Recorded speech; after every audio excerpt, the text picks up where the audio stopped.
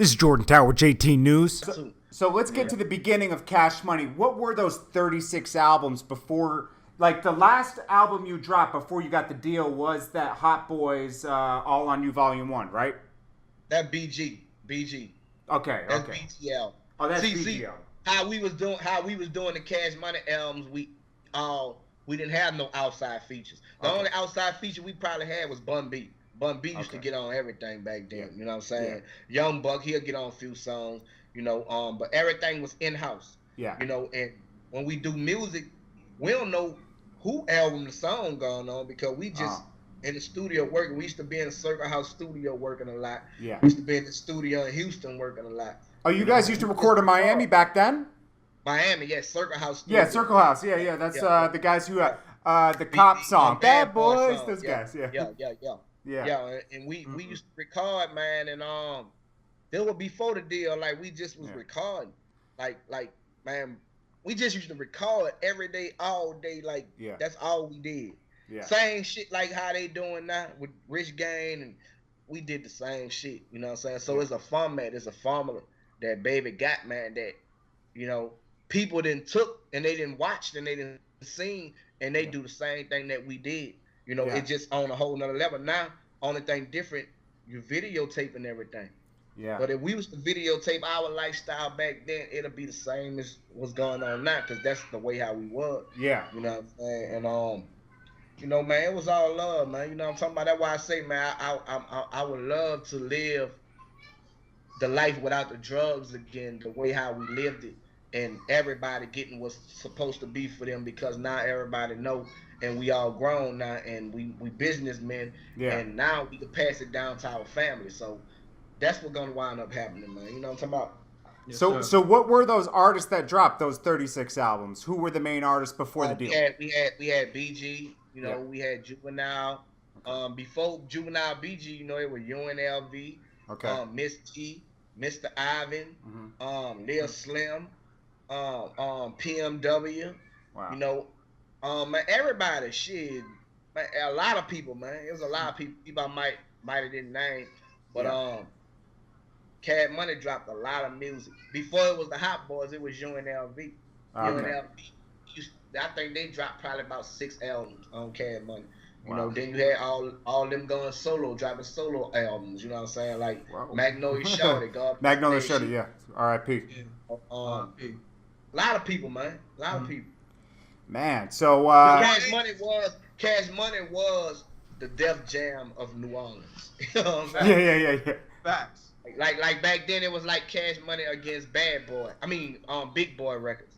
Oh, okay. And Mystical was signed to Big Boy Records. Kango Slim, Partners in Crime was signed to Big Boy Records, I believe. Okay. And they used to be beefing in New Orleans on wax, rapping, again. But Cash Money, man, we always was like, that's the label I wanted to sign when I decided to rap. Yeah. Because Cash Money was running New Orleans. That's what it was. You know what I'm talking about? Man. Yo, Rec, you follow up with something. I'm going to check a cable in the back. Yeah, Turk. What age was you when you signed the Cash Money? You remember? 14, 15, around that time. I signed to them before we signed the Universal deal. Then I signed again when I was 18. Because we had to re-sign contracts for Universal. We grown. You know what I'm talking about? Got you. Now, when you signed that paperwork, you had lawyers or you had your parents around? How'd that go? I didn't have shit but some excitement. I'm on Cash Money. We about to sign with Universal. Both times I was excited. You know what I'm saying? Mm-hmm. Got you. You don't regret that, right? As youngsters back then, man, niggas wasn't thinking about no lawyers and shit. Managers, and back then you wasn't thinking about that. You know what I'm saying? And I wish I would've, but shit, you can't cry over what you didn't do. You just gotta do better now, as you know. You know what I'm talking about? And you don't regret none of that history though. Nah, I don't regret none of the history because shit, I wrote a movie off it. You know what I'm saying? I got a book I'm about to put out about it. So everything I went through. Sometimes some people have to suffer for somebody else to recover. You know what I'm talking about? Yes, sir. And that's what I did, man. I went through what I went through, man. Just living life. You know what I'm talking about? And learning. Life was my teacher. You heard me? Yes, sir.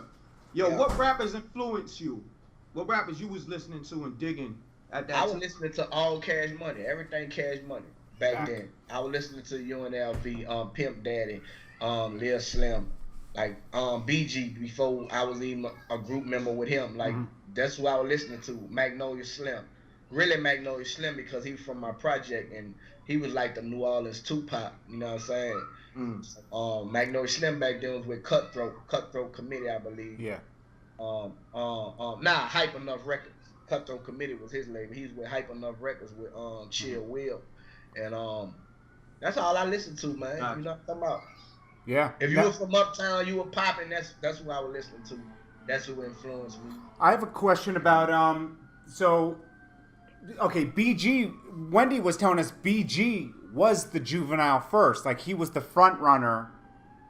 Yeah, BG after Cash Money broke away from UNLV, BG held Cash Money up. Okay. BG had them put out, man, BG got about 15 albums out. Probably more. No, you guys are hard workers. Before we signed the deal with Universal, BG had probably about 6 albums out before that. Now, how did it go to Juvenile being the front runner? Just a hit record? Because I believe BG wound up going to jail. Around 98? Yeah, he wound up going to jail for like 8 months on probation. And then Juvenile had to take the torch. Yeah, so now it's like Juvenile was focused. You know what I'm talking about? Yeah. Juvenile How ill was that? His album was finished. Yeah. And bam, we about to put this out. He was next. Yo, but think about it. Like, okay, BG had the torch. Then he goes in. Juvenile takes the torch. Then Cash Money kind of falls apart a little bit. And Wayne takes the torch. Now now Turk's back. And it's crazy. It's crazy, man. So who's going to take the torch next? It's crazy. You. That's why I say, man, our movie, bro. Our movie gonna be. You need crazy, a movie man. so bad. Like this movie is gonna be crazy because it's like everybody didn't experience what somebody else didn't experience when they was experiencing it. The person that's experiencing it now wasn't experiencing it. You know what I'm saying? Yeah. So it's like it's a cycle. So when it's like that, it's like, damn, them niggas family. You know what I'm saying? It's like a generational curse. You know what I'm talking about? Yeah. Yes, sir. Somewhere the curse got to be broken. You know what I'm talking about? But it's a good curse. Like, you guys are all doing really well for being cursed. So okay, so we got Juvenile. You guys get the $30 million deal. Wendy broke us a $30 million deal for you guys, where you guys keep the masters, everything. You guys have the best deal next to No Limit. Next to No Limit, you guys have the best deal. Okay. Yeah. Now, coming from the south, coming from the bottom. What kind of gifts did you get out of that deal? I know Baby spoiled all of you. We got, like I said, we got chains, earrings, Rolexes. You know what I'm saying? Cars. Got out of school. We started going on tutoring service. You know what I'm talking about? Oh, so you were still in high school, right? Cars, trucks. You know, back then we had condo little apartments. You know what I'm saying? But we were young. Yeah. So it's like shit. That's big. Hell you know yeah. what I'm saying? You go to school. And when I was in school, I'm buying everybody lunch at school. You know what I'm saying? So, you know, like I couldn't do no wrong. Like, you must have been the man in school. Shit, I'm 30. Tell y'all going that wrong. You must have been the man in school. Yeah, I was the man for the year that I was, man. Like, you know, all the girls must have been. Yo, that's the best. Yeah. That's what 50 Cent always talks about. If you were Soulja Boy or one of these guys and you're in school, imagine the power you got. That was a curse too, because I actually got in a fight and broke both of my damn hands. Oh, you know, because of that, you know, because you have more haters, and man, we just wind up getting, not because of the fight, because I'm from the project, I grew up like that, but the investment, we got to protect the investment. So Baby and Slim got us in tutoring. Man, Wayne used to go to tutoring class. We'll pull up, you know, and man, that was smart. That was smart of Birdman. Yeah, because soon they had this little dude named Ian or something. Wayne remember him. He was a white guy. He was that little motherfucker was so smart, man. Man, he was so damn smart. So it'll be me, Wayne, and this little white guy. We go on field trips. Man, we doing all kind of shit together. It was crazy, man. And the lady, like, we used to wear our Rolex and shit to the thing, and the lady be asking her, well, y'all don't got insurance on your Rolex, and you don't got your name engraved, so it just, that started getting a headache, because now it's like, the focus ain't on us being, it's on what you got. Getting our education. it's these some rappers, you know what I'm saying? Yeah, They yeah, be yeah, black, you know, Kanye's Tudor, everybody white. You know, I'm like, man, then we go in there sagging and gold and all that. People want us there, so we wind up stop going there, and I was happy to be real, like, but the only thing about that, I dropped out right at 12th grade, so I was an 11th grader, and I dropped out of school, and I started staying with Baby and Slim. Yeah. You know, and I didn't get my high school diploma until I went to prison. I went back to school. You know well, congratulations on that. I'm telling you. Okay, so now sit on the bed and watch TV. Okay, so we got Juvenile drops 400 Degrees, right? Yeah. Now you guys are on with everybody. Everybody knows who Cash Money is now because 400 Degrees was crazy. You guys already had, you know, New Orleans to Texas. That was in the whole South really just fuck with Cash Money. But now New York, California. How did that affect you? I know you said that time was kind of a blur because you were on, you know, you were under the influence around that time. But what do you remember? Man, god damn. What I remember, I remember us traveling and going everywhere. Yeah. You know, riding on these tour buses. Yeah. And like I'd be asleep though, man, because I was so high. Yeah. I'm talking about every city I went to. I remember us doing these tours and we happened to get in the basket, you know, and they used to. Oh, okay. You talk about on stage. Yeah, to get to the stage, they'll have to push us through the crowd, but they thinking it's some laundry. The crowd not even knowing you got the hot boys. Well, we were big. You got the hot boys coming through. So they hide you in a laundry basket? Yeah, we're in a laundry basket, but we had to get to the helicopter.